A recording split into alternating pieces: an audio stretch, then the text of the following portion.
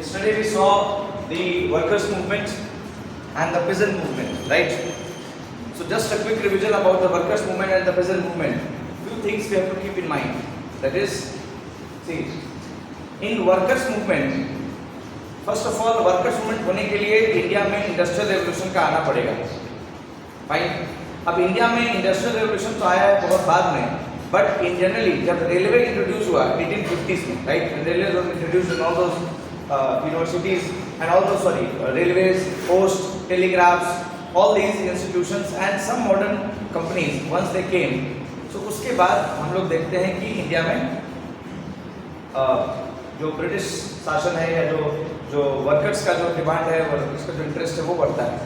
लेकिन शुरुआत में क्या हो रहा है कि workers are very less in number और इंडियन इकोनॉमी एग्रीकल्चर के ऊपर डिपेंडेंट है, तो जिसका वजह से बहुत कम amount of workers are engage in organise sector. दो सेक्टर होता है तो इकोनॉमी का, ऑर्गेनाइज, अनऑर्गेनाइज. ऑर्गेनाइज का मतलब हो गया कि जिसमें प्रॉपर आपका हायरिंग हो रहा है, फिर आपको प्रॉपर नियम, इंडस्ट्रियल नियम कानून के हिसाब से योर मतलब आप कंडक्ट किया जा रहा है. तो ये सिचुएशन होता था. इंडिया का जो ऑर्गेनाइज सेक्टर था वो काफ़ी कम है, जिसका वजह से workers in general numbers are very less. और शुरुआत का 1880s 1890s में जब पहली बार कोई वर्कर्स यूनियन बना, NM लोखंडे ने जब सबसे पहले 1890 में बॉम्बे मिल एसोसिएशन बनाया, उन लोगों का मेन काम एक ही था कि खाली मेमोरेंडम देना, मेमोरियल देना, पिटीशन देना, कॉन्स्टिट्यूशनल तरीके से देना, और मेन फोकस उनका वेजेस और बेटर लिविंग कंडीशन के ऊपर फोकस थे वो लोग. ठीक है, wages and better living, better working condition. अब एक चीज़ का और उसको ध्यान रखना है कि इस पर्टिकुलर टाइम पीरियड पे, मतलब ये एंटायर 1880s 1890s 1900 तक, till the time of 1900, worker movement के अंदर से कोई वर्कर लीडर आके नई यूनियन बनाता था या एसोसिएशन बनाता था.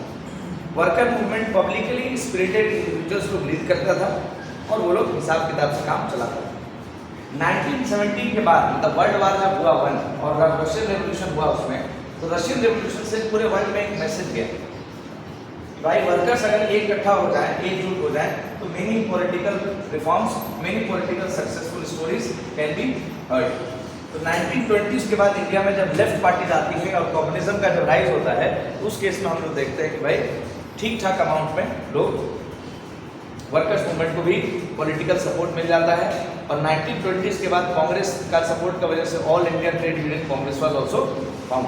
तो इसका वजह से ये देखने को मिलता है कि 1900 तक कोई भी पॉलिटिकल ग्रुप वर्कर्स को नहीं सपोर्ट कर रहा है, एक दो इंडिविजुअल लोग कर रहा है. 1920 के बाद वर्कर्स पहली बार अपने आप को ऑर्गेनाइज कर रहे हैं.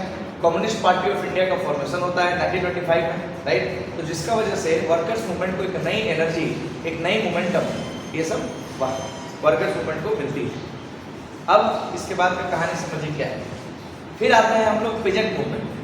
पेजेंट मूवमेंट में हमने यही देखा कि 1800 से लेकर 1899 तक, ठीक, पेजेंट मूवमेंट अनऑर्गेनाइज्ड है, पेजेंट मूवमेंट स्कैटर्ड है, पेजेंट मूवमेंट लोकलाइज्ड है, और कोई भी लीडर पेजेंट मूवमेंट का नहीं है till the time period of 1899 और 1900. Reason is very simple, because Congress जब उस समय बनी 1885 में, तो कांग्रेस नहीं चाहती है थोड़ा सा भी पावर का डिवीजन. कांग्रेस चाहती है कि अगर हम लोग इंडिया में वर्कर को अलग मान लें, पेजेंट को अलग मान लें, राइट, वुमेन को अलग मान लें, तो हमारा इंडिया बढ़ जाएगा और हम लोग यूनिफाई नहीं कर पाएंगे. तो कांग्रेस ने, चूंकि मूवमेंट उसका बटे नहीं, मूवमेंट उसका खराब नहीं हो, इसीलिए Congress did not care about the workers in the first half. और कांग्रेस के अलावा भी बहुत सारे इंस्टीट्यूशन थे, पर उतना उनका लेवल नहीं था. तो 1800 से 1899 तक फार्मर्स लोग रिवोल्ट कर रहा है, प्रोटेस्ट कर रहा है. किस वजह से प्रोटेस्ट कर रहा है? बिकॉज उनको आदत हो गई है मुगल एडमिनिस्ट्रेशन में रहने का. और मुगल एडमिनिस्ट्रेशन में टैक्स टूक्स नहीं देना पड़ रहा था. लास्ट में औरंगजेब जब मर गया, तो उसके बाद मुगल एडमिनिस्ट्रेशन क्या है, डिसइंटीग्रेट होते जा रही है after Aurangzeb. So people are in no condition, people are in no mood to pay taxes to the government. अब अचानक से ब्रिटिशर्स बैटल ऑफ प्लासी लड़ते हैं, बैटल ऑफ बक्सर लड़ते हैं. बैटल ऑफ बक्सर के बाद, बैटल ऑफ प्लासी के बाद, what they did, they controlled the entire land area of Bengal. And what was Bengal at that time? Bihar, Jharkhand, Orissa, Assam, West Bengal, Bangladesh, right, everything was Bengal. तो जब 1764 में britishers wins the battle of Buxar, उसके बाद britishers became the new owner of the land. Earlier the owner of the land was Mughal king. Now the britishers are the king. अब Britishers जब बने हैं, land को लिया उन्होंने, तो लैंड को लेने के बाद लैंड से पैसा भी तो कमाएंगे। तो जब ब्रिटिशर्स ने पैसा कलेक्ट करना शुरू किया तो फिर प्रॉब्लम आ गया किसका? जमींदार्स का, राइट। तो जमींदार्स का अगेंस्ट स्कैटर्ड वे में पेजेंट रिवॉल्यूशन देखने को मिलता है till the time period of 1900। No political support was given to anyone, right. After 1900 second phase starts from 1900 to 1920। क्या देखा हमने सेकंड फेज में? इस सेकंड फेज में हमने देखा ये कि पॉलिटिकल अवेकनिंग हो गया इंडिया में, पॉलिटिकल अपराइजिंग हो रहा है इंडिया में, पॉलिटिकल ग्रुप्स बन गए हैं इंडिया में, और जो पेजेंट मूवमेंट को पॉलिटिकल ग्रुप्स क्या कर रहे हैं? सपोर्ट करने का काम कर रहे हैं। Getting it? Getting it? Support करने का काम कर रहे हैं peasant group. Now Naja, wish you a very happy birthday, right? Please let's have a clap of hands for Naja. Happy birthday. Naja will today will treat us with cakes. Naja हम लोग के लिए cake लाए, right? In the break we'll have some cakes also. Naja कुछ घड़ी gift दिया क्या? चमका के पहन रहा है। नया घड़ी पहनता हम लोग क्या कर रहे हैं ना? जिस आप घड़ी है ऐसे ऐसे करेगा बाल ताकि लोग नोटिस करें। Very good. Anyway, second phase of present movement, 1900 to 1920. Remember it, focus. The second phase of present movement, 1900 to 1920, what it focused upon? The second phase focused upon that the national leaders of Congress, the leaders of Khilafat, the local leaders of Congress, Khilafat and other groups, they started supporting the peasants. Right? आप देखिए चंपारण में, Champaran movement, Champaran peasant movement में, Champaran peasant movement ने गांधी को क्या दिया? गांधी को एक नेशनल रिप्रेजेंटेशन, नेशनल इमेज दिया, नेशनल फुटेज दिया। खेड़ा में सरदार पटेल सरदार बन के निकले, बारडोली में सरदार पटेल का राइज होता है, राइट। एका मूवमेंट, खिलाफत and Congress both supports the एका मूवमेंट, राइट। ये क्या देखने को मिल रहा है 1920 के बीच में? पहली बार political groups are supporting the peasant movement. As a result, what is happening? The peasant movement is acting like a training ground, right? Is acting like a training ground for the future freedom fighters. Are you getting it? So this is उसके third phase आया। Third phase में हमने देखा कि left parties का rise हुआ, left parties का rise हुआ। कम्युनिस्ट पार्टी ऑफ इंडिया का सिंबल देखिए आप, घास काटने वाला नहीं होता blade, right? You look at the symbol of that. So people started associating themselves with that. All India किसान सभा was formed. Tebhaga movement, Telangana movement, थोड़ा सा वायलेंट प्रोटेस्ट देखने को मिलता है 1920 से लेकर 1950 तक। 1950 के बाद फोर्थ फेज में हमने क्या देखा? 1950 के बाद हमने देखा कि because of the third phase of farmers revolution, right, because of the third phase of farmers revolution we see that कि फार्मर्स के लिए फोर्थ फेज में पोस्ट इंडिपेंडेंस इंडिया में बहुत एक स्ट्रॉन्ग सॉलिड बैकग्राउंड बन चुका है, और उसके बाद government of India land reforms वगैरह लेके आती है, राइट। और जिसका वजह से फाइनली एक सक्सेसफुल हम लोग को एक काम देखने को मिल रहा है। बट 1970s में rich farmers comes, influential farmers come. Who are rich farmers? We all are rich farmers. Farmer तो है ना हम लोग ना, every Arunachali is a farmer, every Bihari is a farmer, I am also rich farmer. तो 1970s के बाद रिच फार्मर्स का प्रोटेस्ट देखने को मिलता है, पुअर फार्मर्स का प्रोटेस्ट नहीं देखने को मिलता है इंडिया में। इंडिया में पुअर फार्मर्स का प्रोटेस्ट खाली इंडिपेंडेंस तक है, उसके बाद गरीब फार्मर अपना डे टू डे लाइफ में बिजी है। 1970 के बाद rich and influential farmers are very much active and they are doing some protest. So this was the thing that we saw in unit 1A। Okay, now let us come to unit 1B, that is perspective on Indian national movement. थोड़ा सा सुनेंगे बस हम लोग इसको ज़्यादा notes है हमारे पास, समझे, और कुछ हम आपको थोड़ा सा लिखाएंगे। 1B,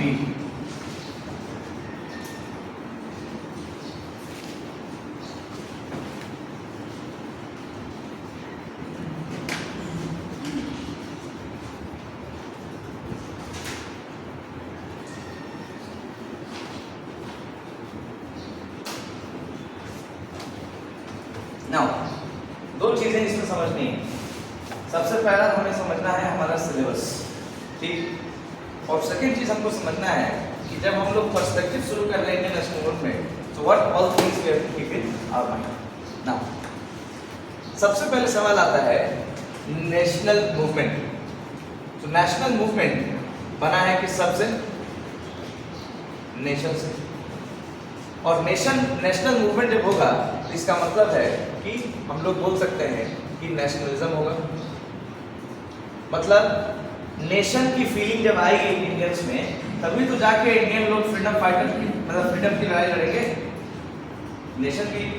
नेशन तो इंडिया को एज ए नेशन मतलब बनाना हो तभी तो हो पाएगा। और सवाल ये उठता है इस टॉपिक में दो चीजें पढ़नी है। इसमें पढ़ना है पहला कि नेशनलिज्म इंडिया में क्या है क्या नहीं है कैसे है उसको देखना है। दूसरा चीज पढ़ना है जो हमारा सिलेबस में 4-5 पर्सपेक्टिव दिया हुआ है, इसको देखने का नजरिया दिया हुआ है। ठीक है, पहले हमारे बात को सुनिए, नोट सही मत देखिए, सुनिए ध्यान से। 1857 में सिपॉय रिवोल्ट हुआ। Why did the Sepoy revolt? Did they revolt because of they were having a feeling of association for India? No. They revolted because they were made to use the cartridge जिसके ऊपर गाड़ी और गाय का fat लगा हुआ है। Immediate reason वो है। बैकग्राउंड में क्या रीजन है? उनका जो पर्सनल रिलीजन है, ब्रिटिशर्स ने क्या किया? उनका जो पर्सनल रिलीजन है उसके साथ they impacted and they played with the personal religion of those people. Now, understand some point here. तो रानी लक्ष्मीबाई जब 1857 में अपनी झांसी बचा रही हैं तो Rani Lakshmibai is fighting for India और fighting for her own region. तो आखिरकार कब exactly India as a nation बनता है या इंडिया एक नेशन है भी कि नहीं है, ये सबसे इंपॉर्टेंट है जानना। तो अब चूंकि हम लोग इसको पढ़ रहे हैं पर्सपेक्टिव मतलब देखने का तरीका, नजरिया, लेंसेज, डिफरेंट लेंसेज होता है। सो नेशनलिज्म के बारे में कुछ चीजें हम लोग को जाननी पड़ेगी। जैसे व्हेन आई से आर यू अ नेशनलिस्ट और आई एम अ नेशनलिस्ट और आर वी नेशनल, मतलब क्या हम लोग नेशनलिज्म है हम लोग में या क्या है नहीं है जो भी है बोल के। तो नेशनलिज्म आपको नहीं लगता है कि nationalism is a psychological thing? Nationalism is a psychological thing, 100% yes. अब साइकोलॉजिकल अगर है नेशनलिज्म तो nationalism if nationalism is necessary, nation is very important. अगर नेशनलिज्म लाना है तो नेशन को तो लाना पड़ेगा। और नेशन क्या होता है? नेशन मतलब होता है जहां सारे लोग एक साथ रह रहे हैं, मिल बैठ के रह रहे हैं, प्यार है एक दूसरे में, यूनिटी इज देयर, राइट? तो for nation nationalism is required and for nationalism nation is required, right? That is why you see the leaders they speak at length about many things. वो कहते हैं कि हम लोग पास्ट में, आदि काल में, राइट, बहुत पुराने समय में हम लोग साथ में रहते थे, we lived together. So why did the leaders do these kind of things? They say that to create a consciousness in our mind, right? और consciousness कैसे हमारे दिमाग में लोग बना रहा है? उन लोग को बताना पड़ेगा, हम लोग लीडर्स को हम लोग को बताना पड़ेगा कि भाई Indians are homogeneous unit and Indians live together, right? ये चीज लोगों को बतानी पड़ेगी, लीडर्स को हमें बताना पड़ेगा कि हम लोग एक होमोजेनस एंटिटी हैं, साथ में रहना बहुत इंपॉर्टेंट है हमारे। इस चीज को काम शुरू किया गया इंडिया। अब इंडिया एक नेशन है कि नेशन नहीं है, इसको देखने का बहुत सारा तरीका है, लेकिन हिस्टोरियंस ने क्या किया है, काम हमारा आसान किया है। ज़्यादा नेशन के ऊपर नहीं जाते हैं हम लोग। मेन इसमें समझते हैं कि इंडिया में नेशनलिज्म या नेशन कब से है या कब से नहीं है या किस किस स्टेजेस में इंडिया में नेशनलिज्म हुआ है। तो थोड़ा सा आपको लिखना पड़ेगा कॉपी में, क्योंकि देखिए ये टू द पॉइंट 1B का नोट्स दिया है मैंने आपको, ठीक है, एकदम टू द पॉइंट, कोई 3-5 नहीं है इसमें, थोड़ा सा अंडरस्टैंडिंग पढ़ो। और ये लास्ट यूनिट है जिसको समझना है 1B को। इसके बाद प्योर पॉलिटिक्स है, प्योर पॉलिटी है, उसमें कुछ भी नहीं समझना है। लास्ट यूनिट ये बहुत खूबसूरत टॉपिक है। यूपीएससी में खाली 5 क्वेश्चन आया है अभी तक पिछले 30 साल में, only 5 question, and all the 5 question have been alternatively from one perspective. APCS have not asked, right? Bihar PCS में एंड उत्तर प्रदेश में पिछले साल यहाँ से एक क्वेश्चन आया है Dalit perspective on Indian national movement के ऊपर। तो generally chances are less, but yet you have to be very very careful, because समझने के लिए बहुत खूबसूरत टॉपिक है। आपको आज 1-2 चीज़ हम आपको इसमें समझाएंगे, ठीक है? क्लास लंबी नहीं चलेगी, चिंता नहीं करना है, ठीक है? Don't worry. Now focus here, what is going on. देखिए थोड़ा सा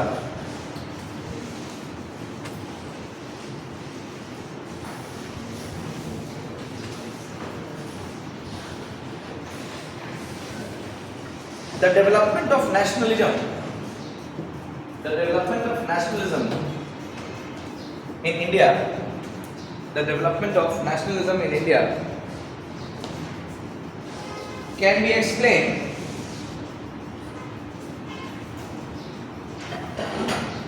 through three phases.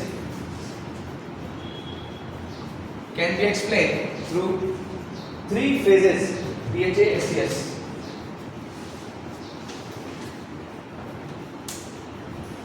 Through three phases. First,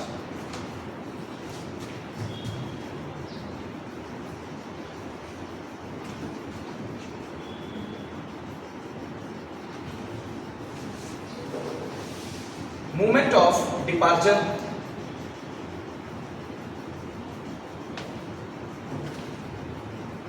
Movement of departure. Second, movement of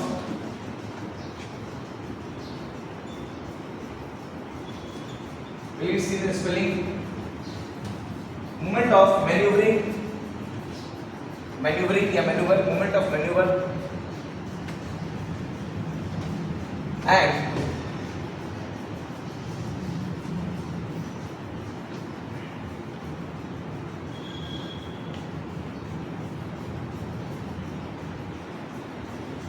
movement of arrival. Movement of arrival.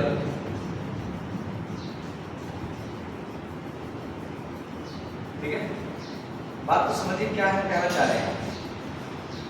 Nation क्या होता है, नेशनलिज्म क्या होता है, वो बात की कहानी है। Nationalism is a psychological concept.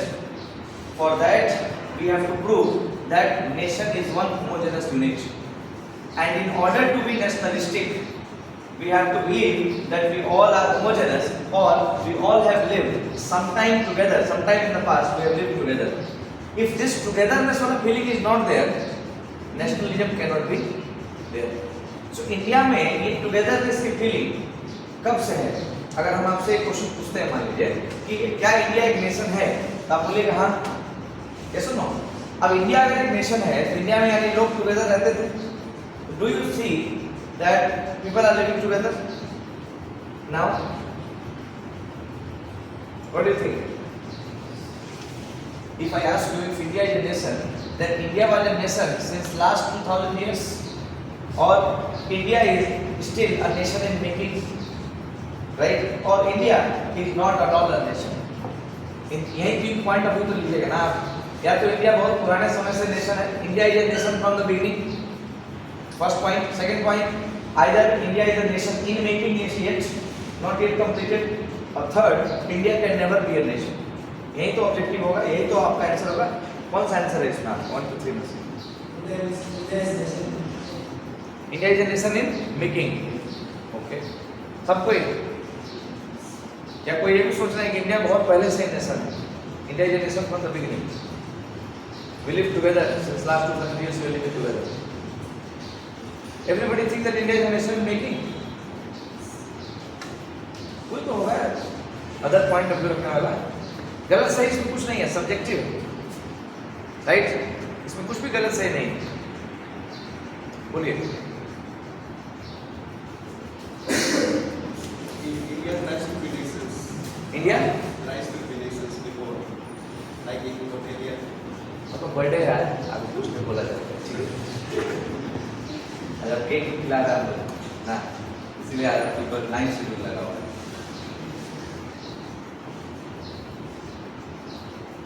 तो कुछ स्कॉलर लोग बोला कि इंडिया में जब नेशन बना ना, तो इंडिया में नेशन बनने का 3 फेज है। सबसे पहला फेज को बोलता है डिपार्चर फेज, सेकेंड फेज को बोला जाता है मैन्यूवरिंग फेज, और तीसरा फेज को बोला जाता है अराइवल फेज। ये स्कॉलर लोगों ने बोला है इंडिया में नेशन ऐसे डेवलप किया है। लिखिए उसके बाद movement of departure.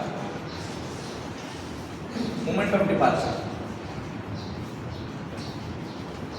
Movement of departure, उसमें लिखना है कि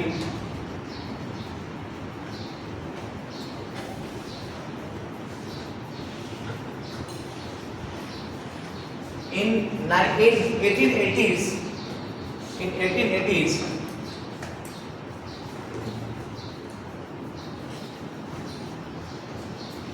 Indian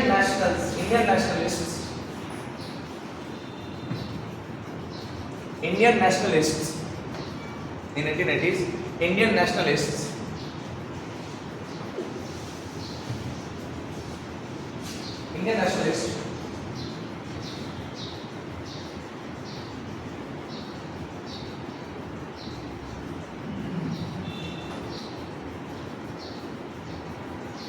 manufactured a departure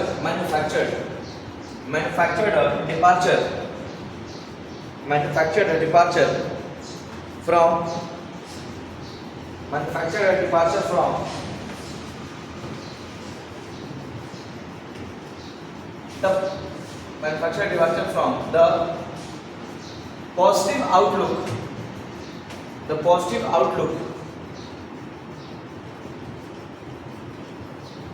against the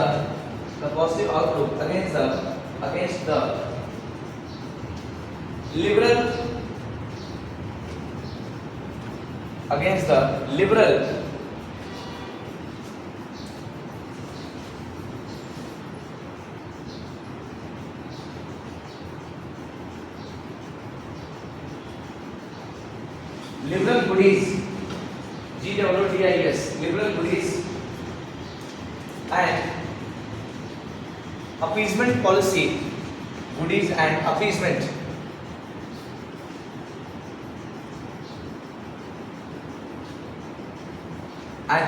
policies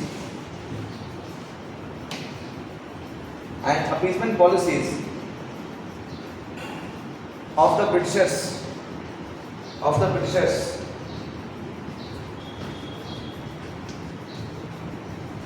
stop. BC Chatterjee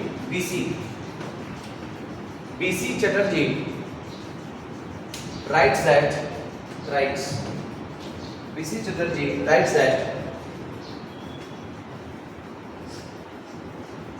the nationalist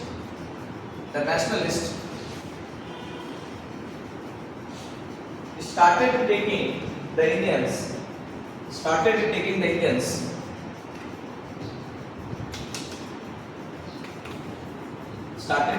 Indians back to their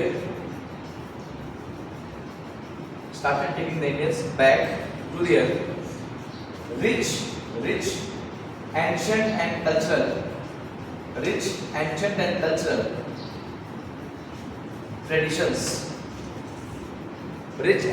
cultural traditions.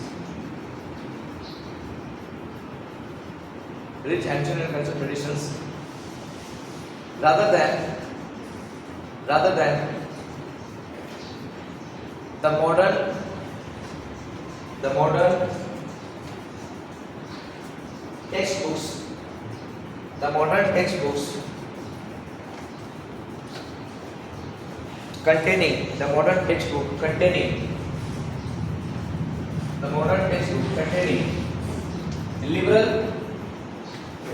textbooks containing liberal mouthpiece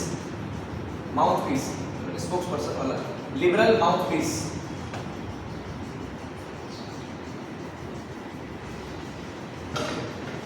सुनिए मैं आपको थोड़ा सा कॉम्प्लेक्स डिफिनेशन हो गया है पर बहुत सिंपल है।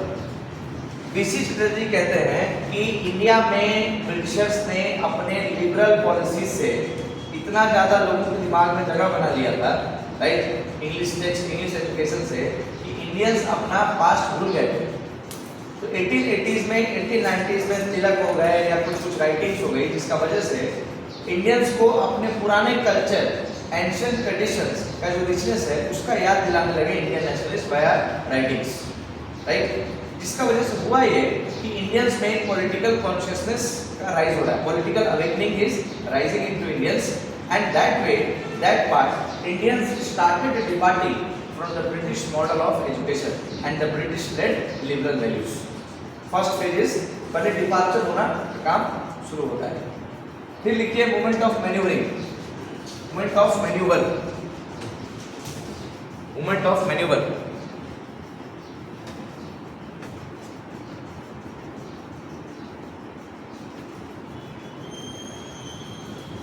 इसमें लिखिए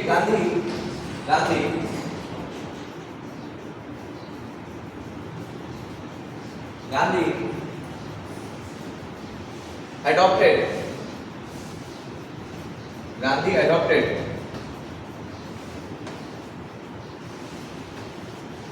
adopted the maneuvering tactics या maneuver tactics. Gandhi adopted the maneuver tactics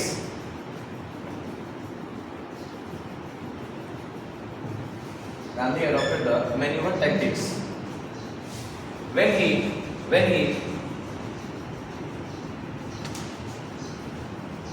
gave the idea of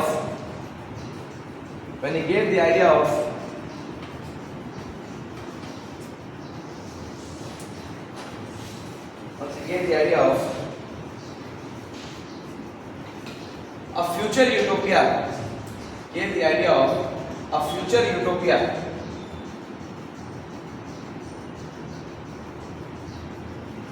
that is utopia मतलब क्या होता है? सपना, dream, right, fantasy, future fantasy Gandhi ji ने बेचा सबको। क्या था future fantasy? Ram Rajya, right, future fantasy that is future utopia that is Ram Rajya. Now what is Ram राज्य?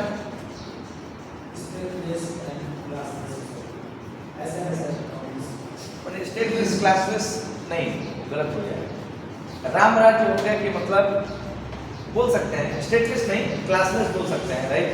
राम राज्य का मतलब हो गया कि मतलब बहुत जो आइडियलिस्टिक जो होता है, जो समाज सब कुछ खुश है, justice system is there and all those systems are there. अब देखिए ये तरीका है, ये फेजेस है नेशन के डेवलपमेंट का।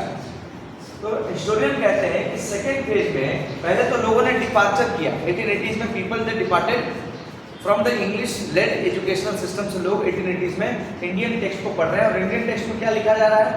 इंडिया के पास्ट के बारे में लिखा जा रहा है। तो लोगों को एक सेंस ऑफ फीलिंग हो रहा है, सेंस ऑफ मतलब अपना वननेस का फीलिंग हो रहा है बहुत पास्ट में। तब तक गांधी जी आते हैं और गांधी जी क्या कर रहे हैं? वार ऑफ मैन्यूवरिंग कर रहे हैं। Manoeuvring is a concept given by which political philosopher?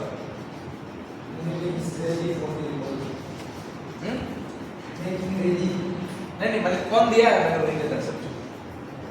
War of manoeuvring, war of position, who has given this?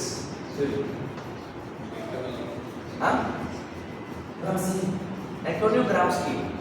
Antonio Gramsci ने बोला तो कि एक पहली बात रेवोल्यूशन होगा कि नहीं, एंटोनियो ग्राम्स्की से होगा।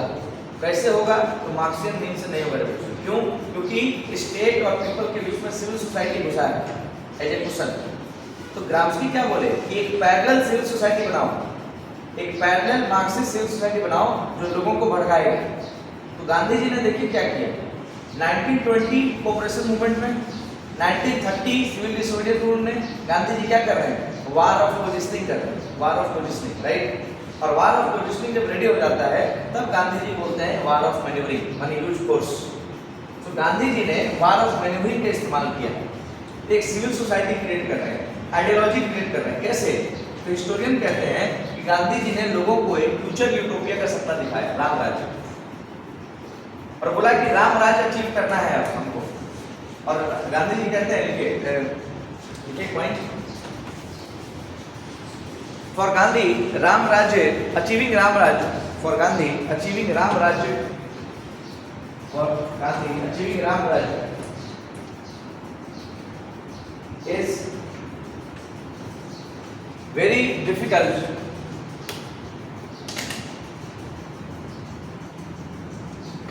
but it can be desirable, but it can be desirable, but it can be desirable, full stop, but it can be desirable, full stop। उसके बाद but it can be desirable, उसके बाद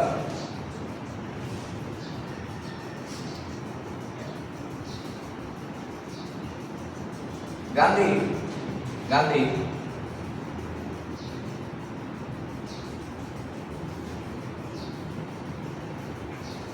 क्या बोलते हैं उसको? गांधी एक आदमी को किसी और चीज से कंपेयर करके, कंपेयर नहीं मतलब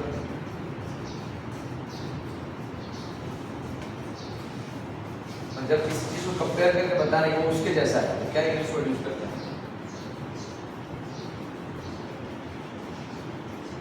ठीक है, Gandhi terms the Britishers, Gandhi terms TRMS, Gandhi terms the Britishers as satanic और Satan. Satan मतलब होता है शैतान, right? SATAN. Gandhi terms Britishers as satanic and Ram Rajya as heavenly. Term Britishers as satanic and Ram Rajya as heavenly. उसके लिखे इसी में SBI observation, SBI observation, SBI observation. उसको लिखिए therefore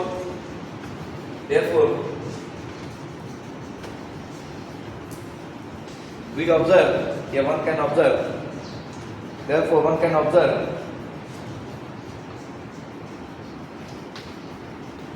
the Indian National Congress, one can observe the Indian National Congress adopting various methods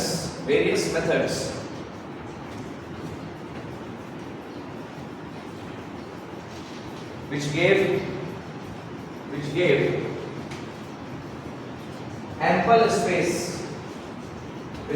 ample space,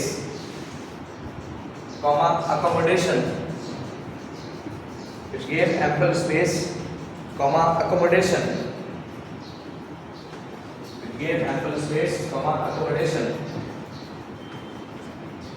for the different segments of the society,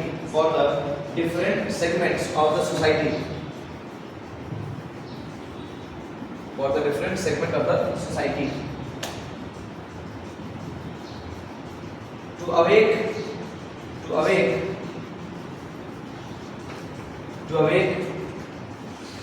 national consciousness,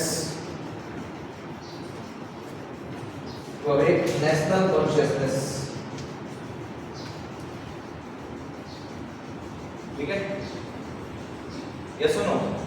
now अब देखिए ये modes है, methods है nation building का। India as a nation कैसे कैसे अपने आप को बिल्ड किया है। तो सबसे पहले हम लोग देखते हैं कि 1857 की लड़ाई के बाद, लड़ाई क्यों हुई उसका नेशनलिज्म को लेना देना नहीं, लेकिन 1857 के बाद Indian nationalist they started adopting some methods and India as a nation it can be understood in being developed by three things. Gandhi did the art of maneuvering, right? फिर आता है अराइवल, मोमेंट ऑफ अराइवल, ये moment of arrival last में quickly.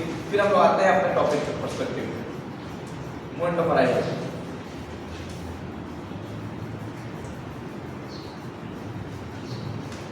इसमें लिखिए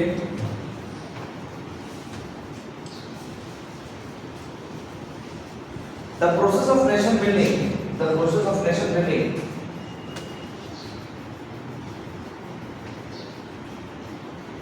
continued after independence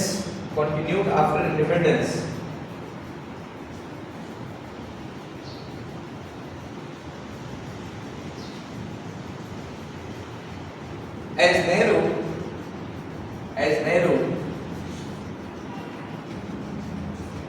started focusing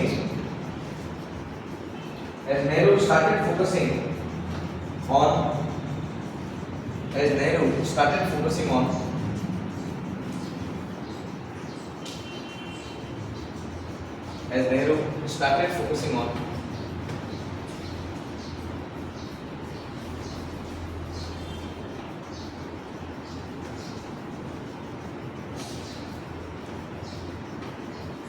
first strengthening of democracy. First is strengthening of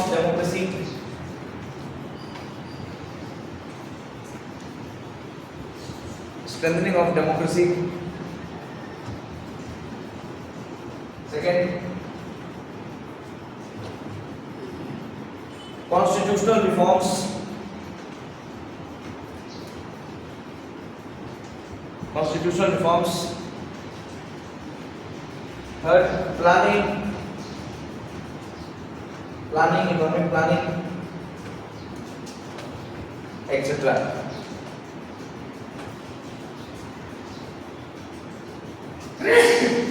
etc. Full stop. Now, give the heading perspective of INM. Yeah, on INM. Perspective on INM.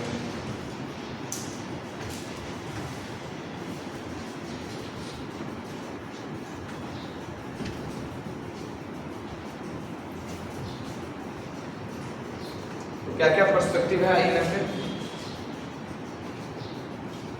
सबसे पहला है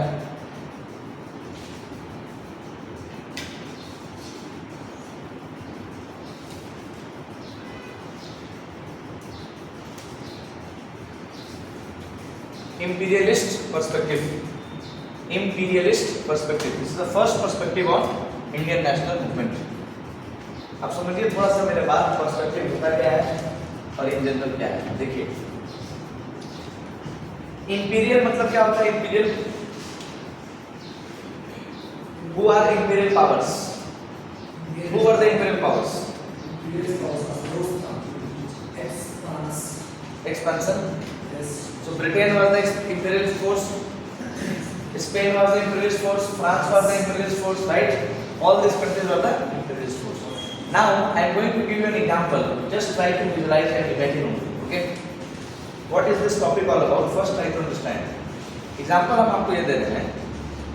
Suppose India, और India का एक dream है, मतलब मोदी जी चाहे तो, so there is a possibility that maybe tomorrow after 10 years हम लोग पाकिस्तान को कैप्चर कर लेंगे. ठीक है? तो Pakistan will become our territory. So will India be known as imperialist? Casually? Yes. It is known as expansionist. अब हम इमेजिन कर रहे हैं, विजुलाइज करना है.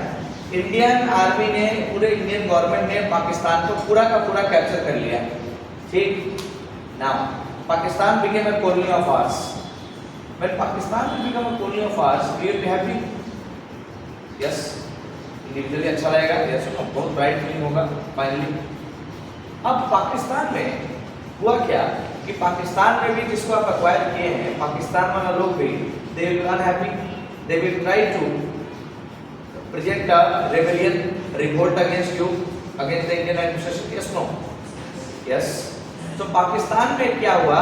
पाकिस्तान में एक रिवोल्ट हुआ, एक रिवोल्ट की शुरुआत हुई और पाकिस्तान में एक नेशनल मूवमेंट बन गया.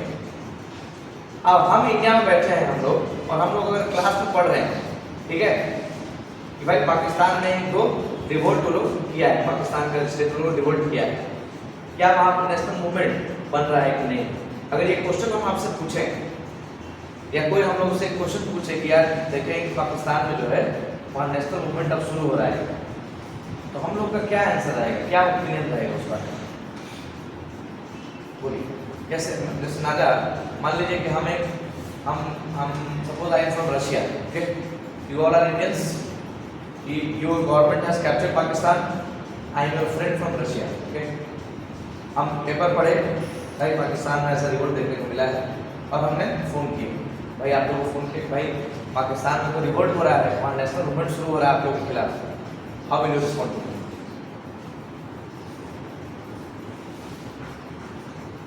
पहले तो विजुअलाइजेशन आता है. सबसे पहले विजुअलाइज कीजिए, पाकिस्तान आपका हो गया है, बहुत खुशी है.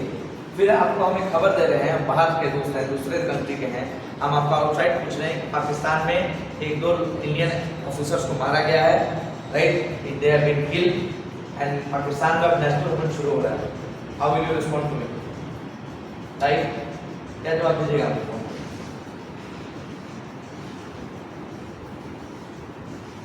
यार क्या बोलेगा ना, ये सब नहीं बोलना, बात करना है.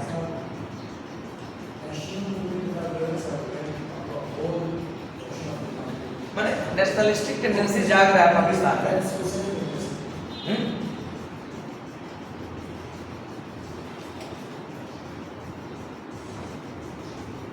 वसूली भाई बताइए.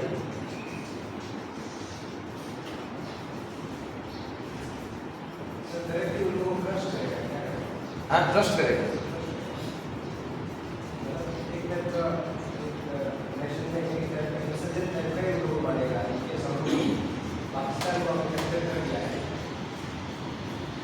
मेरा आप लोग बात समझ रहे हैं लेकिन विजुलाइज नहीं कर पा रहे। हम लोग का पर्सपेक्टिव है वो टेररिस्ट जो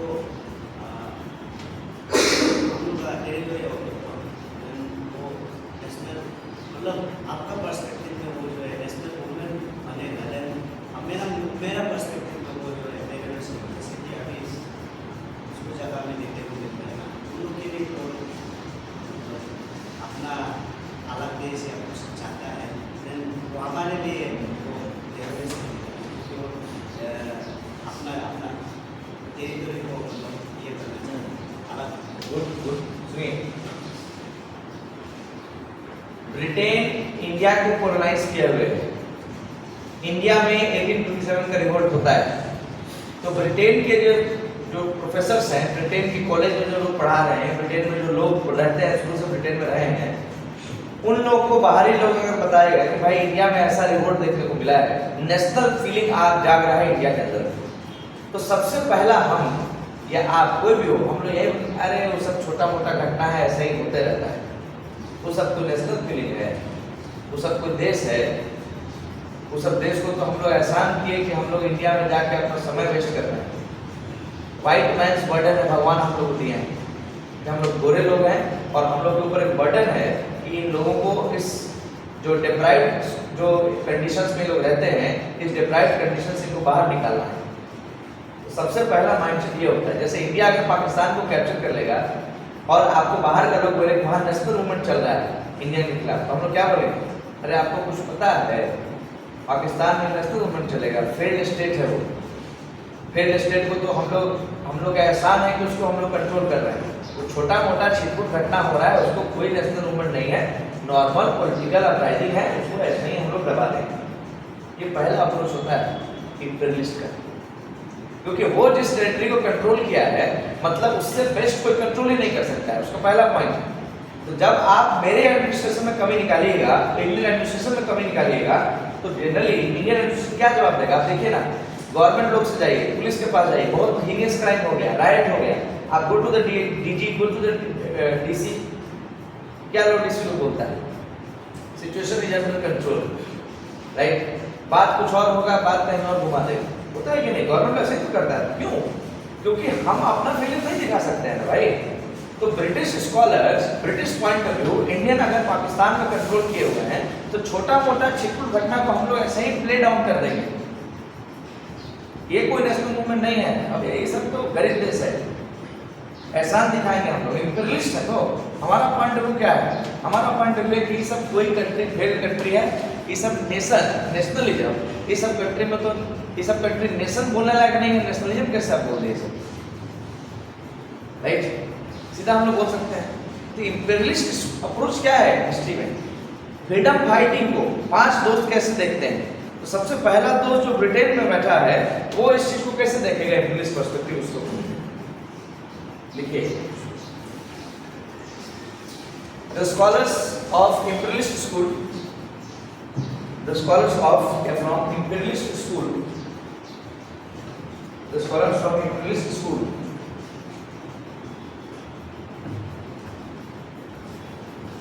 they don't consider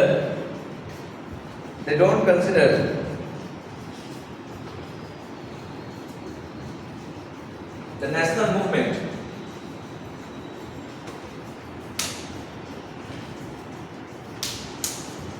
in India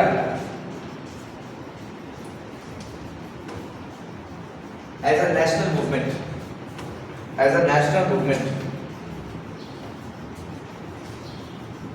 for them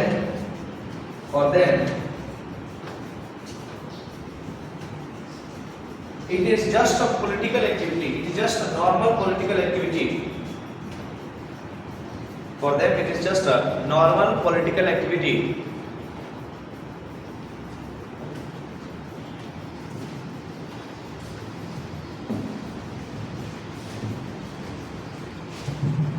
As they are of the opinion that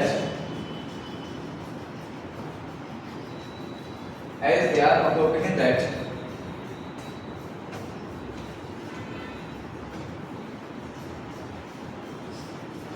there is no question of nationalism. There is no question of nationalism in India.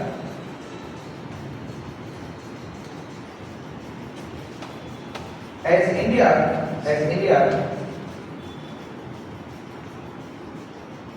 is not even a nation,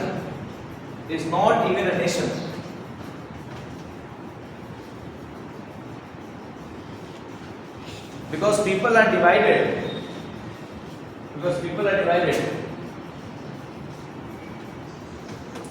on the basis of caste and class. People are divided on the basis of caste and class. So there is no unity.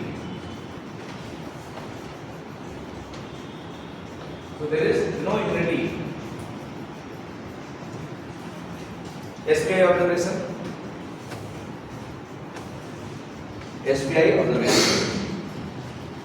उसमें लिखिए imperialist school discriminates. Imperialist school discriminates against the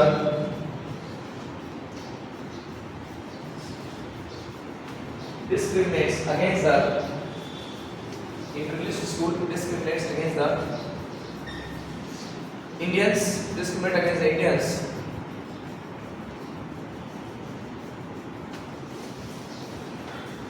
terming them as inferior. कोई बात समझ आ रहा है क्या कहना चाह रहा है इंपीरियलिस्ट? कह रहा है कि इंडिया का नेशनल मूवमेंट किसी भी मायने में नेशनल मूवमेंट नहीं है।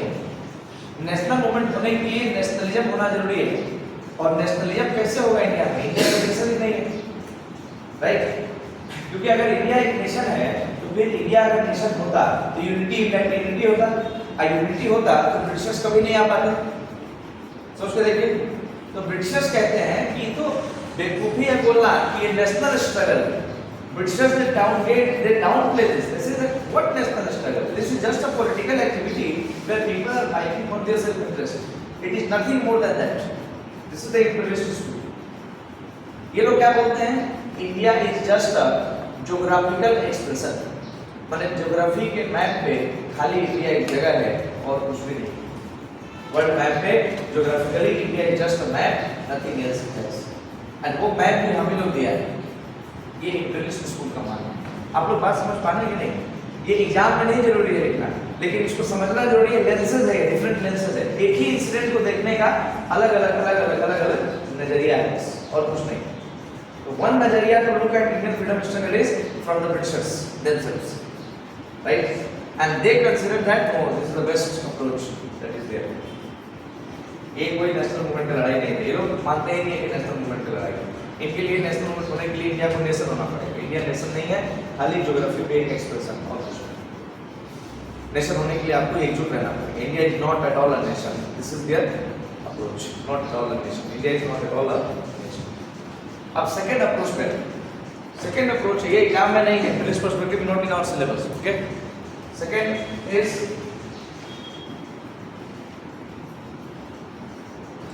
nationalistic perspective.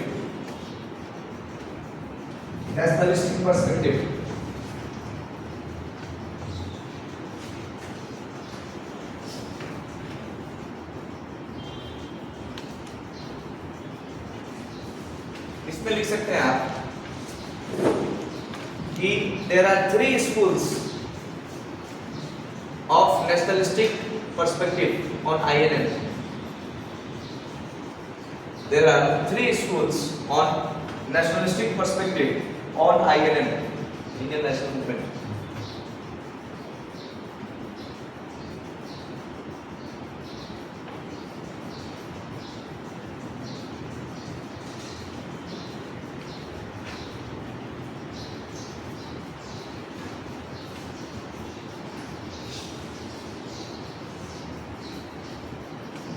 First,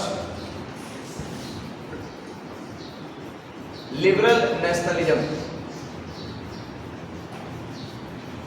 liberal nationalism. Second,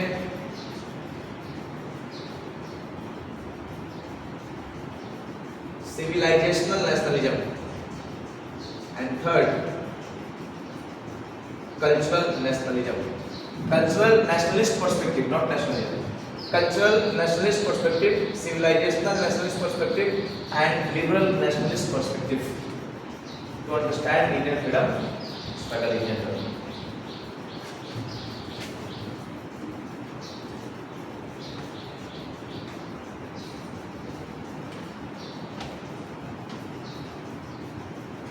ठीक है, अब नेशनलिस्टिक पर्सपेक्टिव है, तो नेशनलिस्टिक पर्सपेक्टिव का मतलब हो गया कि इंडियंस के पॉइंट ऑफ व्यू से अगर हम लोग इंडिया का फ्रीडम स्ट्रगल देखें तो कैसे दिखता है हमको इंडिया का फ्रीडम।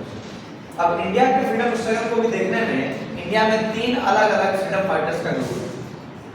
एक फ्रीडम फाइटर का ग्रुप है जिसको लिबरल फ्रीडम फाइटर्स बोलते हैं, और लिबरल फ्रीडम फाइटर्स ने कैसे इंडिया के नेशनल स्ट्रगल को देखा है। सिविलाइजेशनल थिंकर्स हैं, उन्होंने कैसे देखा, एंड कल्चरल थिंकर्स उन्होंने कैसे देखा है। तो what is liberal nationalistic principles या लिबरल नेशनलिस्टिक पर्सपेक्टिव क्या है? याद कीजिए, जो इंडियन लोग ब्रिटिश सिस्टम ऑफ एजुकेशन में पढ़ाई किया, राइट, ब्रिटिश लिबरल वैल्यूज से इंपैक्ट हुआ, वो इंडियन लोग जब अपना पढ़ाई लिखाई कर रहा है आगे या जब अपना ओपिनियन रखता है, तो वो इंडियंस लोग बेसिकली ये बोलते हैं कि British rule is a good rule in India, right, British are good people, and India अभी भी जो है ये नहीं बोल सकते हैं कि India is not a nation, right. So this school criticises this school first, क्योंकि ये स्कूल सबसे पहले बना, इस स्कूल के अगेंस्ट में ये स्कूल बना लिबरल। ये लिबरल पर्सपेक्टिव क्रिटिसाइज करता है इंपीरियलिस्ट पर्सपेक्टिव को। क्या बोलता है? कहता है कि भाई इंडिया तो नेशन भले नहीं है, but India is a nation in making, it will take time. But तुम जो बोल रहे हो कि इंडिया नेशन ही नहीं है, वो बहुत गलत बात है। India is a nation in making and we are taking all the steps to make India a nation. How? We are making a departure, moment of departure, right? We are making a departure from your past, and now we are training Indians to go back to their Vedas, to go back to their spiritual text, and it will take some time. You are good people, British, don't worry. क्योंकि हम लोग liberal हैं तो, we are good people, British, don't worry. But now आपके हिसाब से हम लोग इस freedom struggle को नहीं देखते।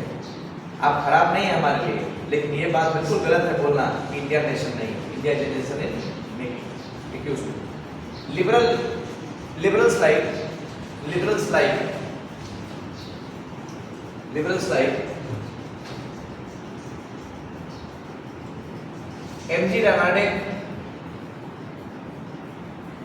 Now have you heard about MG Ranade? बोलिए इनके बारे में कुछ, दो तीन सब किस लिए पॉपुलर है?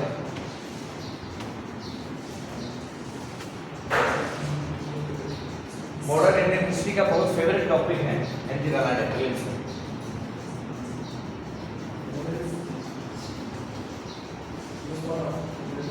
हाँ,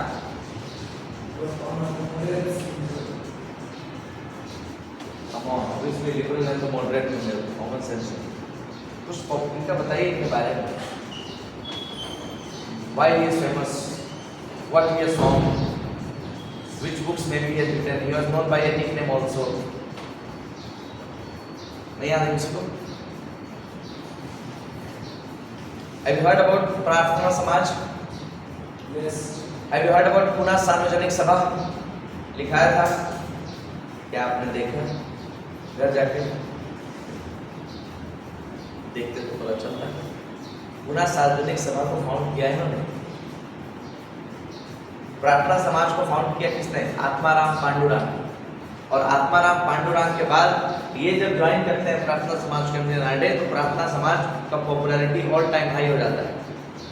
ये जस्ट है बॉम्बे हाई कोर्ट, मॉडरेट हैं, लिबरल हैं, और ये कहते हैं बहुत सारा चीज, it speaks many things, what things you will see, but Ranade के बारे में जानना is very very important sticky notes में बना के। रनाडे को राव बहादुर बोला जाता है, राव बहादुर। ये रिटन बुक्स लाइक इनको लिखा, ये सब किताबें इनके नाम पे हैं, बहुत इंपॉर्टेंट आदमी है। तो खैर छोड़िए, liberals like N J. Ranade, S N. Banerjee, G K. Gokhale, Dadabhai Naoroji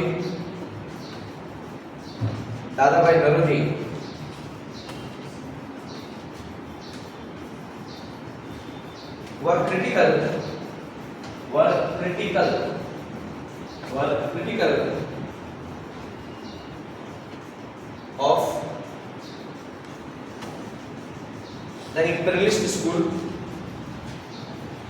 of the imperialist school,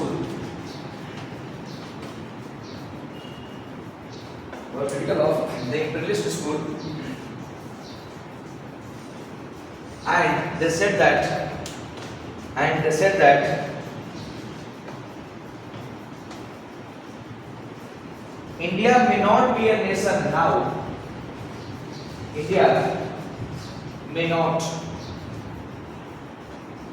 India may not be a nation now,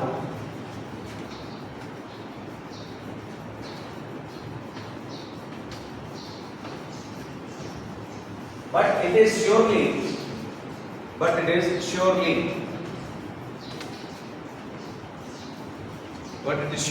a nation in making.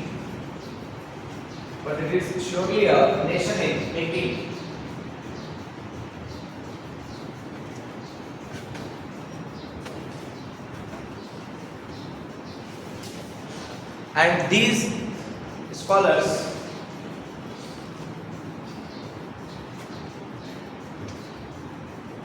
praised PRIICB. These scholars praised the INC, Indian National Congress. These scholars praised the INC, Indian National Congress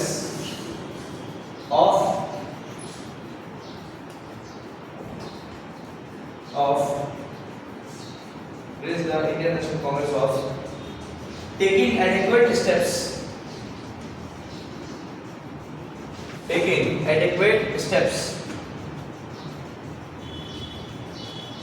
for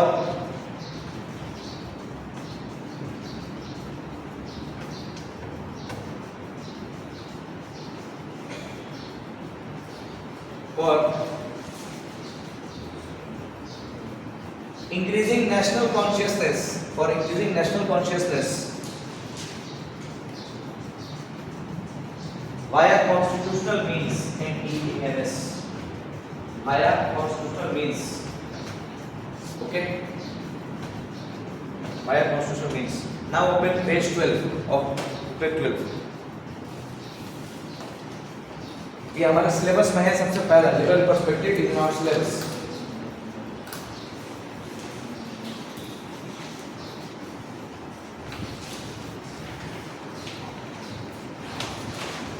अभी नहीं मिलेगा दोस्तों। Page 12 मिला? On page 12 liberal perspective is there. नीचे में page number लिखा हुआ है, booklet 12 page 12।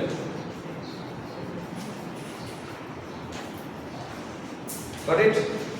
Liberal perspective. Now, पढ़िए थोड़ा तो।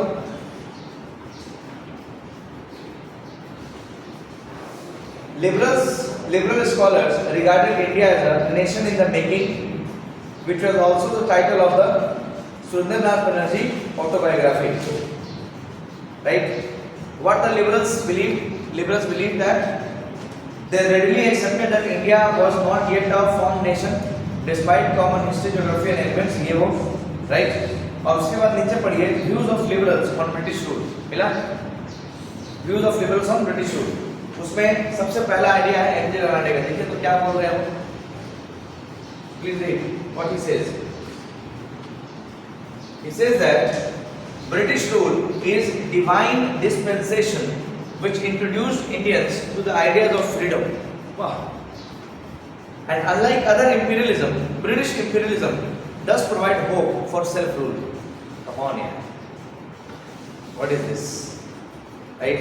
Ranade, moderate, liberated, liberal, English read, English educated, and look at the line. He is praising Britishers. जैसे दो लोग होते थे ना अंग्रेज प्रेमी, माने उनको फर्क नहीं पड़ रहा है ना अभी 1887 का फेज तो समझिए आप, try to understand the phase. Everybody, Britishers are doing nothing wrong. They are doing things in our favor. Nobody wants freedom at that time. Freedom as a concept ही नहीं है. तो ये कहते हैं कि ब्रिटिश रूल जो है इंडियन नेशनल मूवमेंट में, ब्रिटिश रूल जो है वो देखा जाए अगर तो एक अच्छा रूल है हमारे लिए ओवरऑल, और ब्रिटिशर्स ने हमको concept of freedom, rule of law, ये सब कंसेप्ट हमको दिया है. एमजी रनाडे का एक point of view, liberal perspective है on the Indian national movement. Second perspective पढ़िए ऑफ नरूजी. दादा भाई नरूजी कहते हैं कि Britishers are justice loving people and British rule अगर होता है तो it will lead to the rule of law. Getting it? It will lead to the rule of law. मतलब ये दिखा रहा है कि क्या लिबरल्स का क्या माइंडसेट है and how the liberals they are trying to approach this particular perspective. Now right next cultural civilizational national perspective.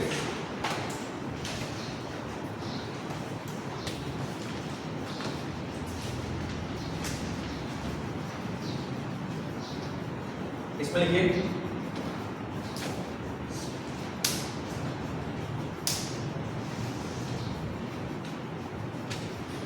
scholars like Rabindranath Tagore,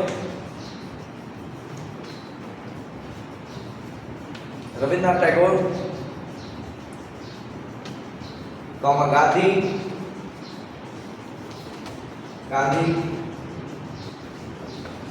Nehru, Rabindranath Tagore, Gandhi, Nehru,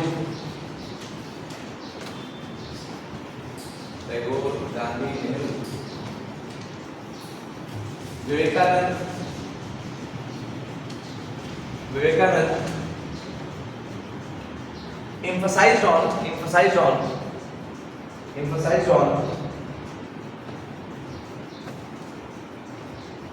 the rich civilizational history, the rich civilizational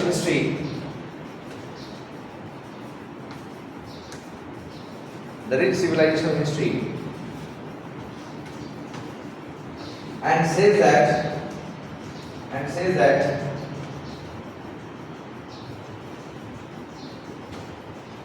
India has been a land to many foreign invaders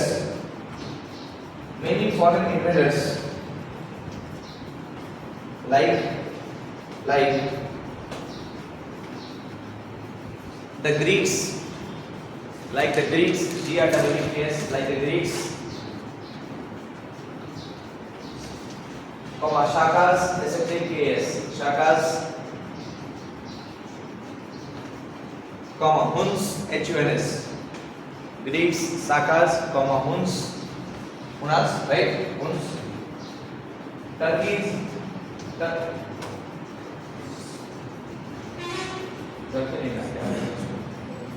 Turks, right?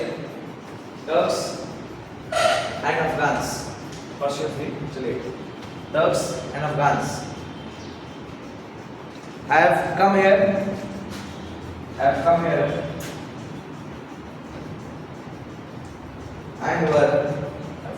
and were merged or assimilated. Have come here and assimilated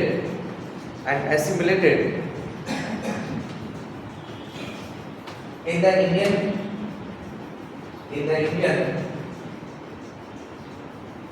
civilizational ethos.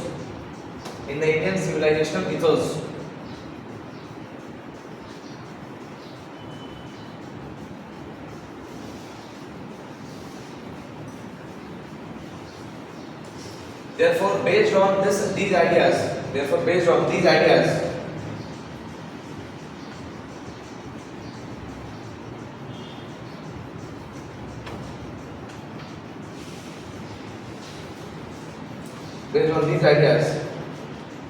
INC, Indian National Congress, INC,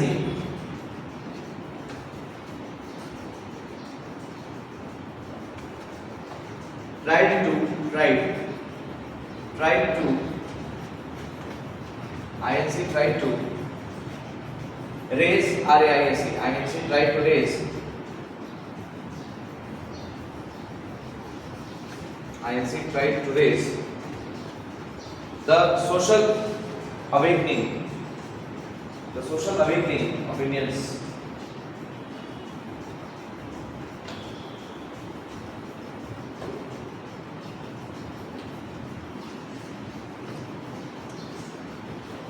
now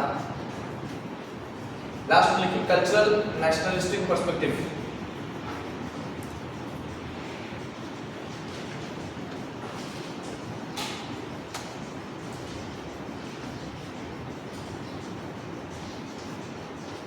इसमें लिख दीजिए scholars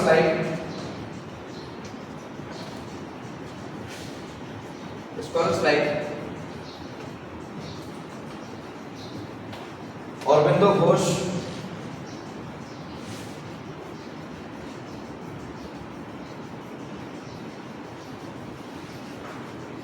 Lajpat Rai, Lala Lajpat Rai, etc.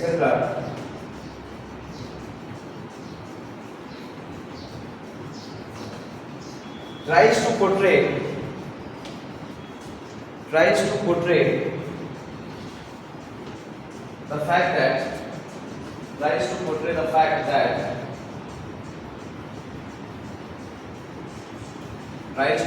the fact that Indians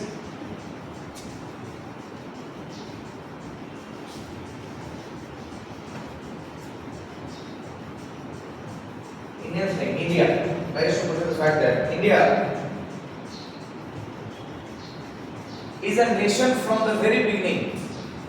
India is a nation from the very beginning.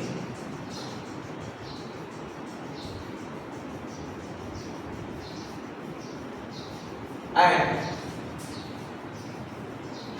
the nation goddess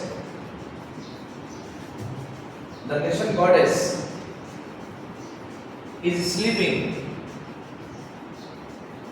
The nation goddess is sleeping. But the time has come.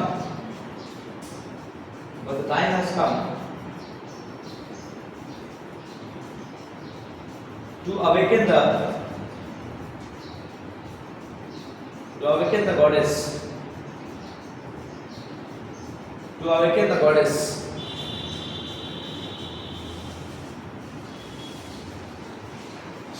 These group of cultural scholars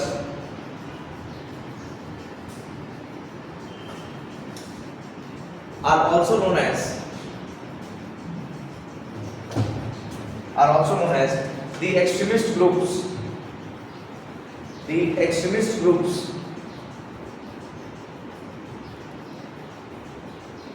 Now open page 12, see cultural nationalist.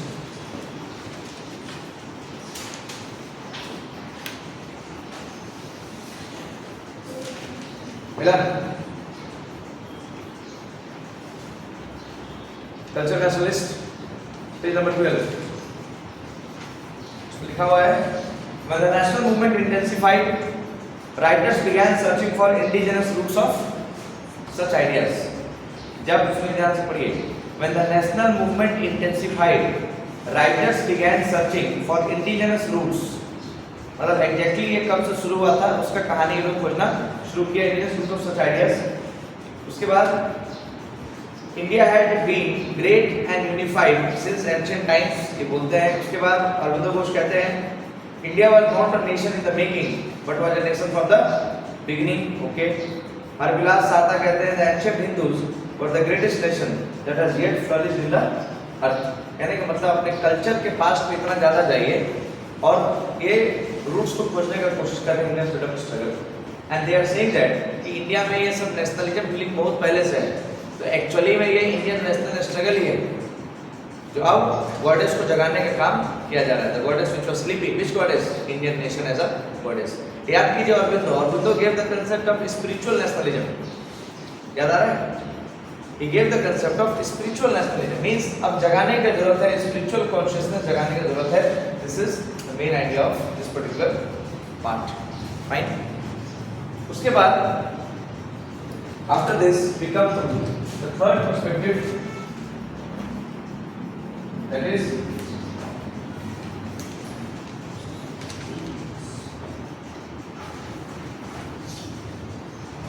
Marxist perspective. Marxist.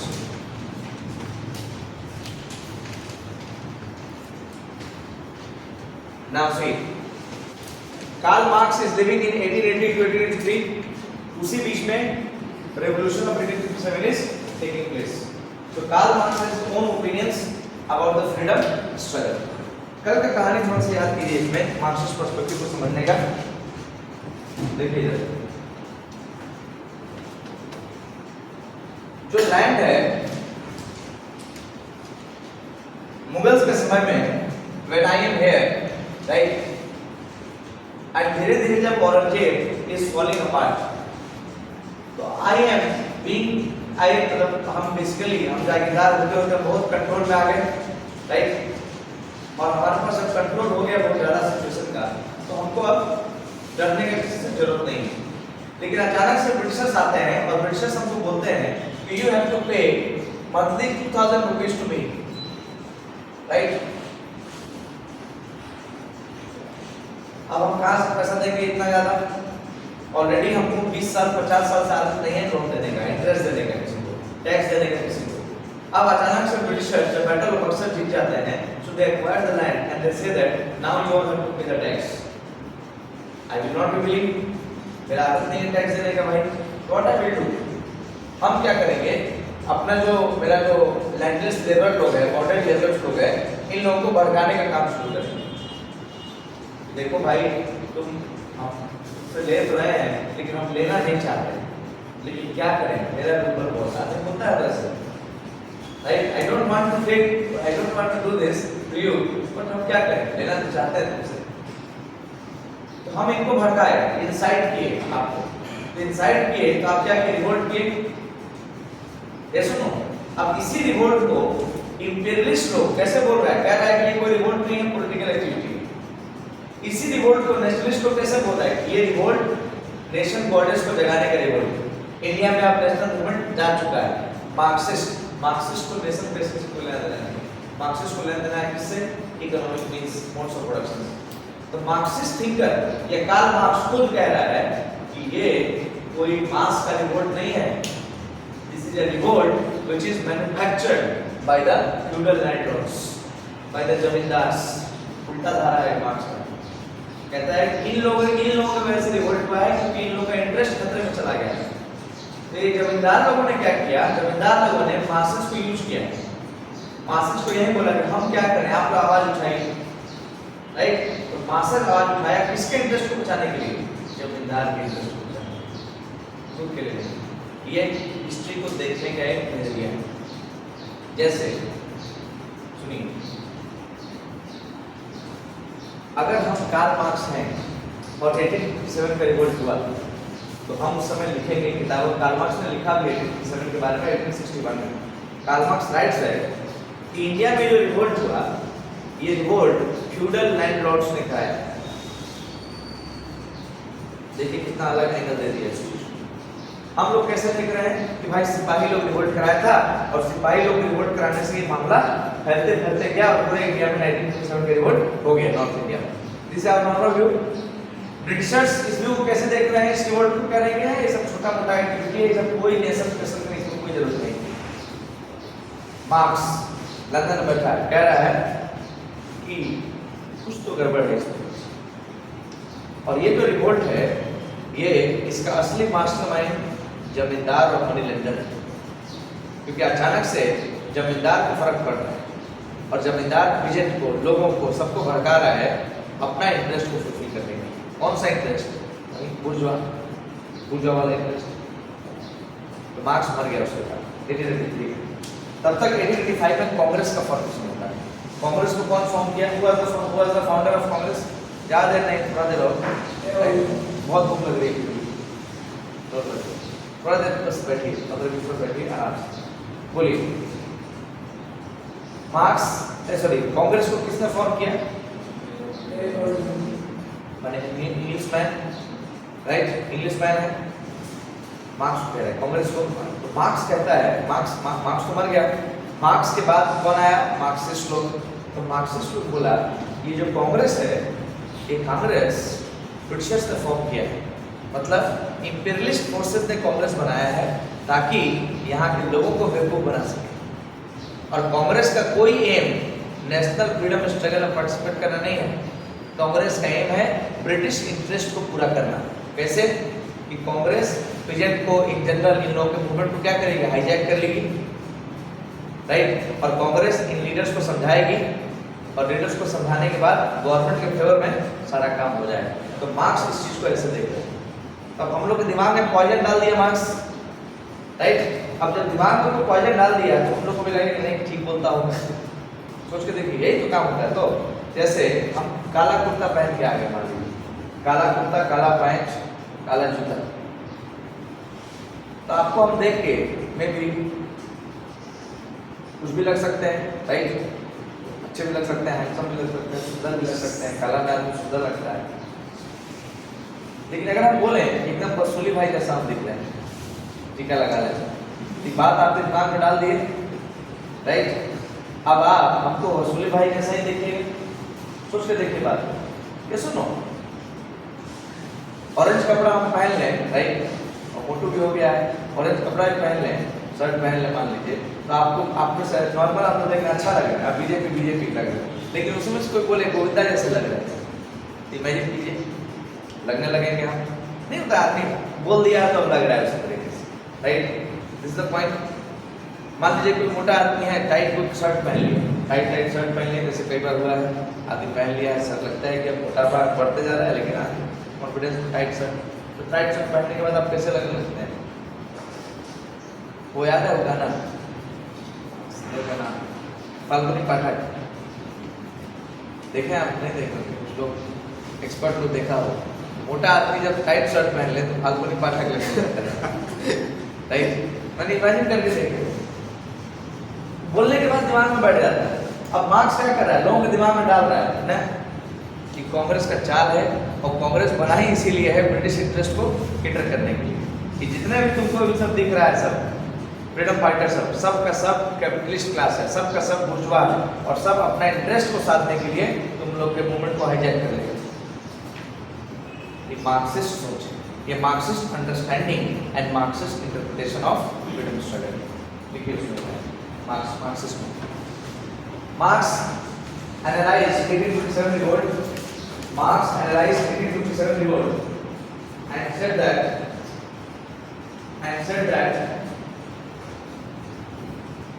this was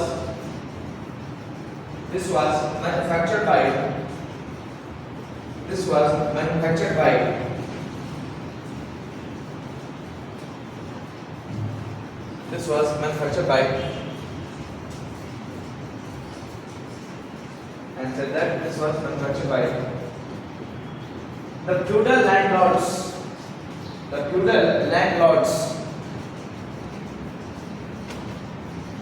and not the masses.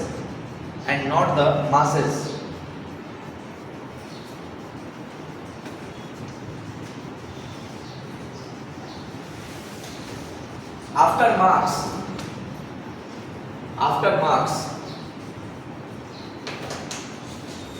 the famous Marxist historian,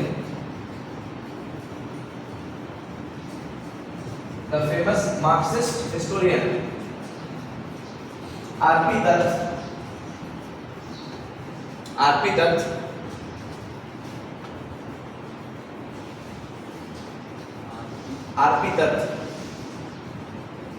क्या बात है?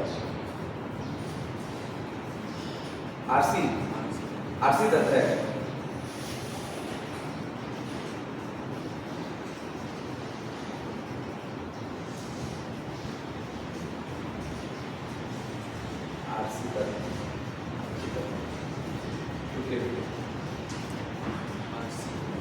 RC Dutt RC ना, ठीक है, RC Dutt P नहीं, जो political science के विद्यार्थी लोग बड़े तो जानते हैं उन्हीं को, फर्स्ट सेमेस्टर में था आरसी दत्त।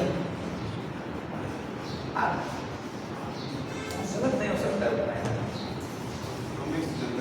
हाँ मार्क्सिस्ट है, आरपी दत्त मार्क्सिस्ट लिखे तो मार्क्सिस्ट है।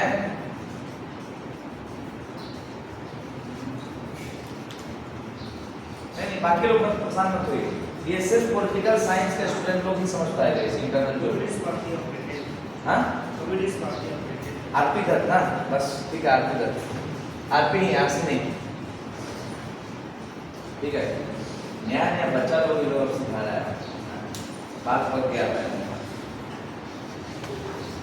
15-20 बार बच्चा लोग आ रहा है छुट्टी के बाद और हमको सिखा रहा है। अरे अभी तो पॉलिटिकल थ्योरी नहीं हुआ है, चिंता नहीं करना। देखिए famous Marxist student R P Dutt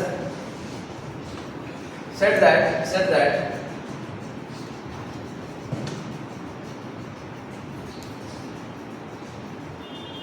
INC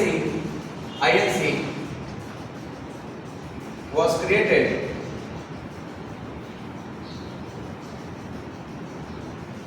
by Britishers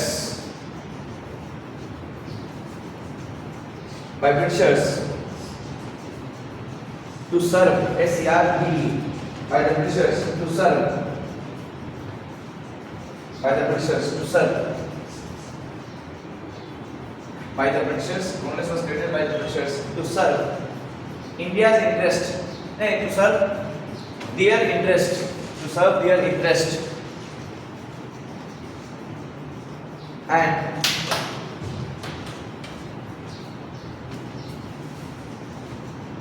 the leaders of Congress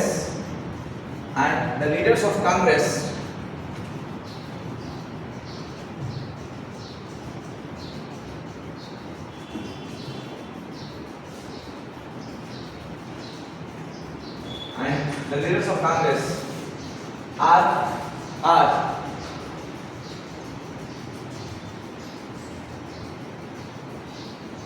indigenous bourgeoisie. Indigenous का मतलब होता है देसी, right. Indigenous बुर्जुआसी,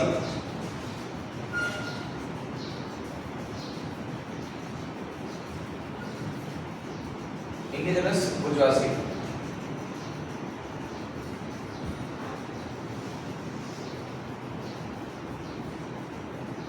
however RP Dutt later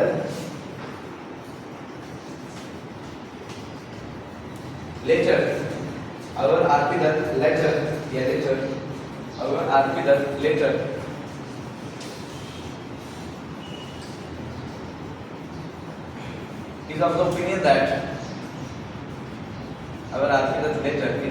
that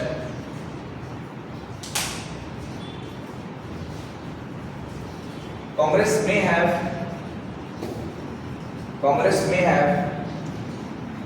become a nationalist party. The Congress may have become a nationalist party. The Congress may have become a nationalist party, but initially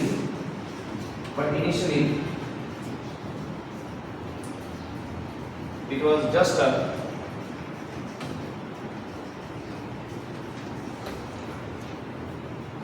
secret society. It was just a secret society of the capitalists.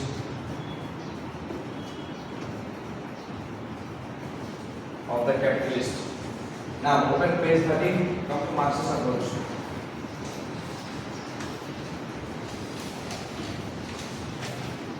उसमें second part पढ़िए. The Marxist historian, page number 13.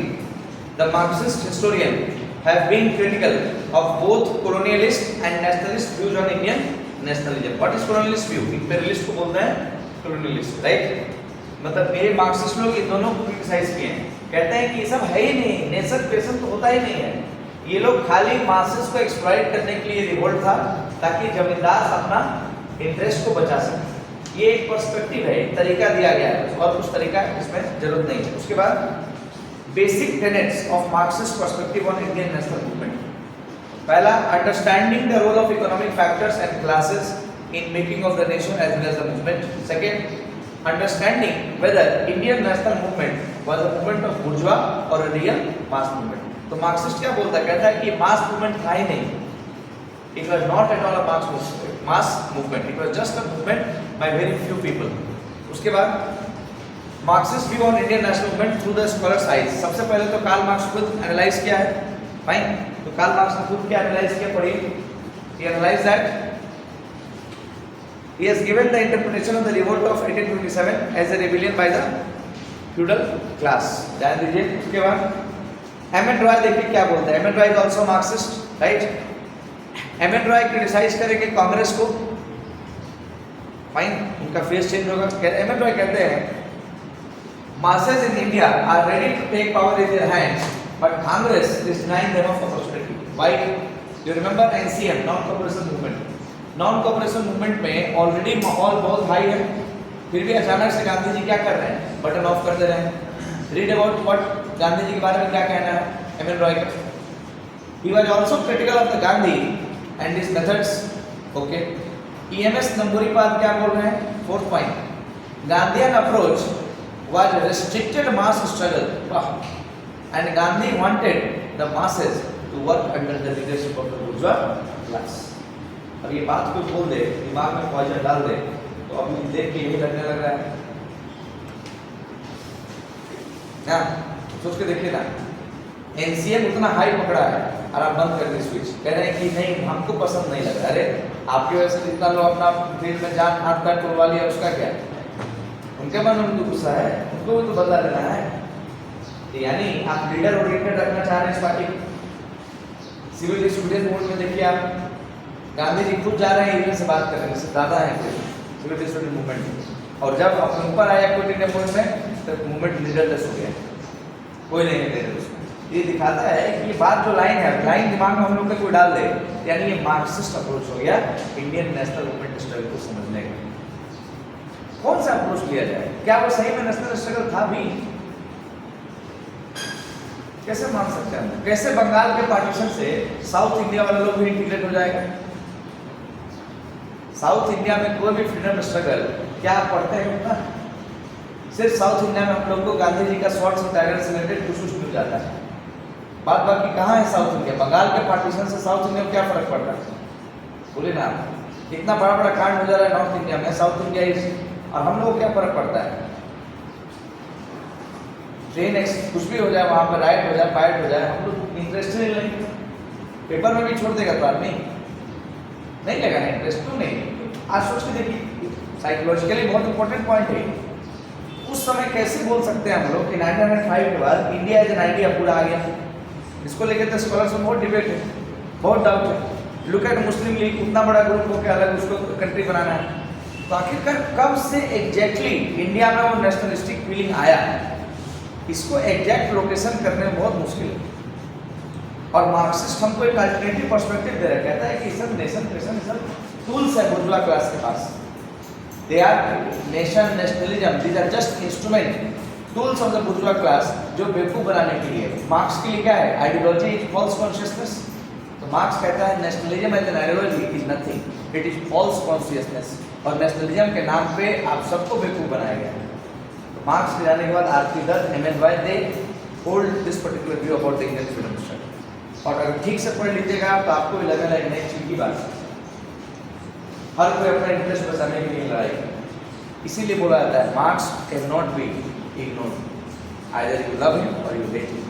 Marxist analysis holds true everywhere.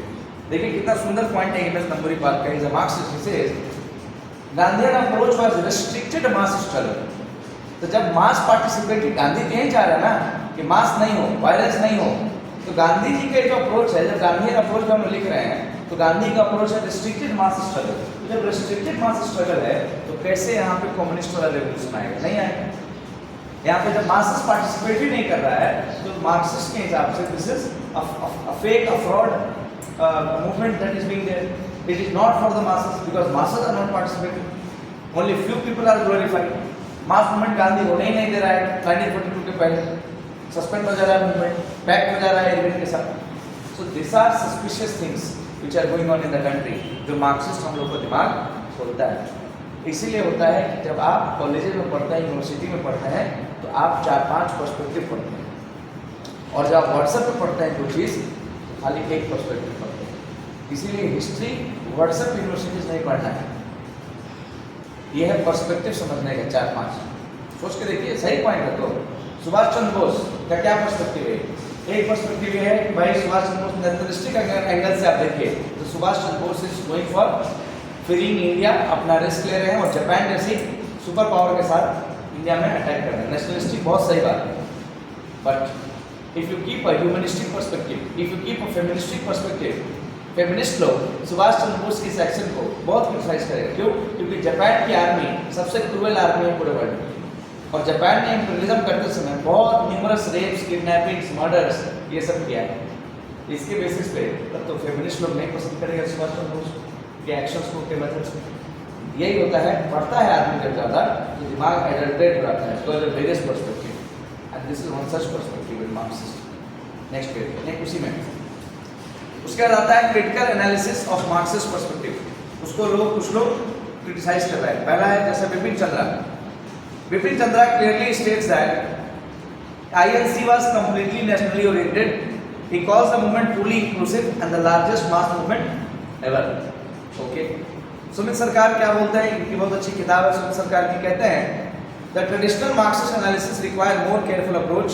हाँ, ये सही है. It is true that the programs of INC did not help masses as it should be. However, we cannot say that INC had any well-planned strategy to work in the interest of the bourgeois class. Main ये लोग INC को पकड़ा था, Indian national Congress को, सबके निगाह से देखता था, और जितना लोग था उसमें सब के सब बिजनेसमैन, इलीट यही लोग हुआ. ठीक है ना. आज के लिए लास्ट पर्सपेक्टिव देखते हैं हम लोग फटाक से. देखिए दलित पर्सपेक्टिव. कल हम लोग जो बचा है वो करेंगे, socialist and bourgeois, socialist and radical. आज last will see Dalit perspective. कल सबको आ भी जाएगा, राइट? सबका छुट्टियां हो गया है, 2-3 लोग आए हैं आज. कल everybody has to come tomorrow. Okay.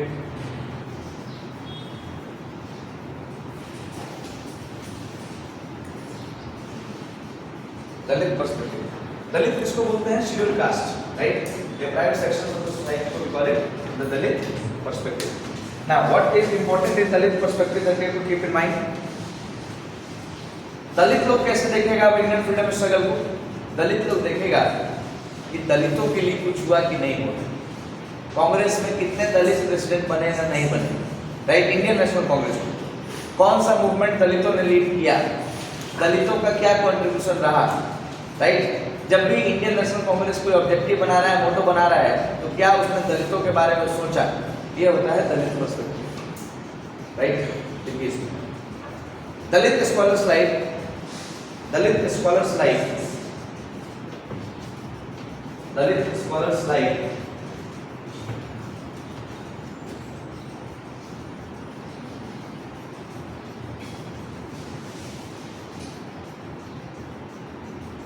Ambedkar. Dalit scholars like Ambedkar,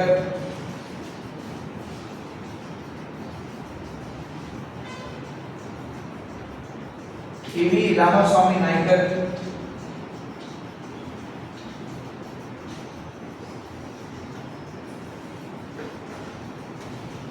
E V Ramaswamy Naicker. इन्हीं को क्या बोलते हैं मॉडर्न हिस्ट्री में? What is the other name? नाम सुने आपने E V Rama? Yes. Other name, popular name? C V Rama.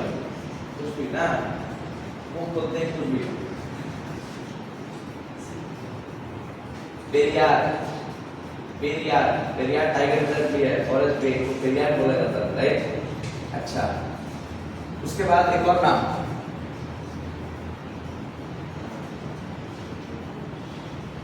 Jyotiba Bai Phule. अब Jyotiba Phule tell me, male और फीमेल? मेल. ही और हर, इज और हर, neither is बहुत कंफ्यूजन होता है बहुत लोग। हाँ, तो Jyotiba Phule is a male, okay. Jyotiba Phule की वाइफ सावित्रीबाई फुले, राइट। सावित्रीबाई फुले ने बहुत काम किया है।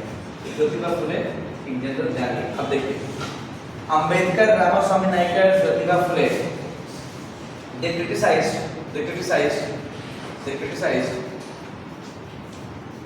all the earlier perspective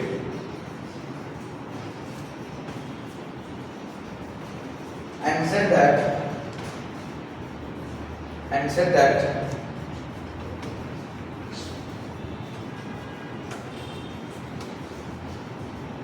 the Indian freedom struggle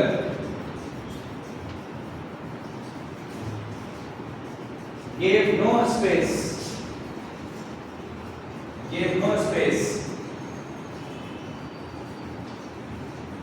to the Dalit voices, VYCES, to the Dalit voices, and they criticize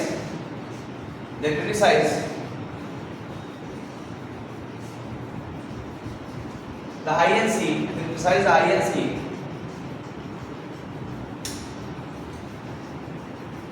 of not sponsoring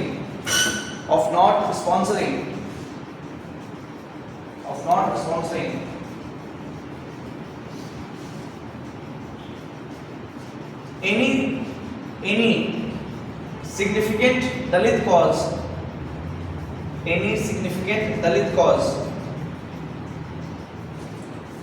in their manifestos.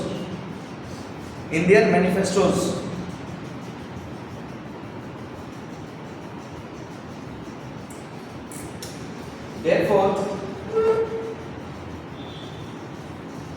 Indian freedom struggle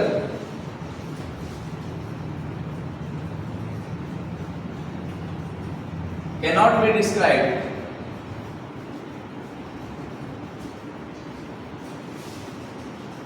as a national struggle,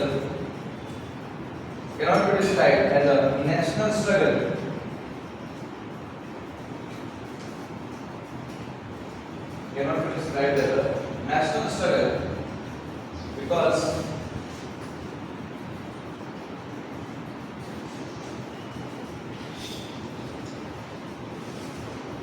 the Dalits were not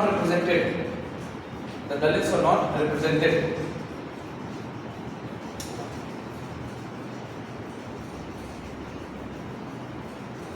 Now, अब इसके बाद आइए notes पे Dalit perspective पे। Come to the Dalit perspective.